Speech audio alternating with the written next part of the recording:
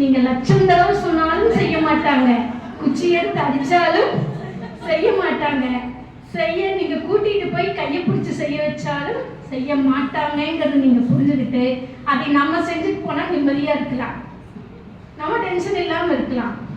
இதே மாதிரிதான் ஒவ்வொரு விஷயங்கள்லையும் நம்ம எப்படியெல்லாம் புதுப்பிக்கிறோங்கிறது தான் அறிவு விரிவடையும். நம்மளை மொபைல் ரீசார்ஜ் 28 நாளைக்கு ஒரு தடவை பண்றோம். இந்த மாதிரி நம்மளை என்னைக்காவது புதுப்பிச்சிருக்கிறோமா? ஒரு குழந்தைய படிப்படின்னு திட்டுறோம், எழுதுடான்னு திட்டுறோம். நம்மளுக்கே எழுத வரல, அவன் எப்படி எழுதுவான்? ஸ்கூல்ல கேட்டுட்டு வருவான், பட் எழுத முடியாது. கவனிப்பான், டீச்சர் சொல்றதெல்லாம் கவனிப்பான். நல்லா புரிஞ்சது என்ன சொன்னாங்க, நான் அதெல்லாம் இருக்குமா உனக்கெல்லாம் புரியாதுமான்றான் ஒரே வார்த்தையா. அப்ப அவங்களுக்குள்ள போகும், வெளியில வராது. கண்ணுல பாக்குறது மூளைக்குள்ள போய் வார்த்தையா வெளியில எடுத்துட்டு வந்து கையில் எழுதுறதா எழுத்து. மனப்பாடம் பண்ணி எழுத சொன்னீங்கன்னா 10 நிமிஷத்துல மனப்பாடம் பண்ணி எழுதி கொடுத்துட்டு போயிடுவாங்க. ஆனா அடுத்த நாள் கேளுங்க, எழுத தெரியாது.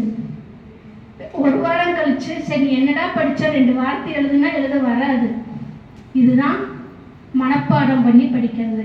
அப்ப மனப்பாடத்தை தவிர்த்துக்கிட்டு நம்மளோட அறிவை நம்ம இயற்கையோட பாருங்க.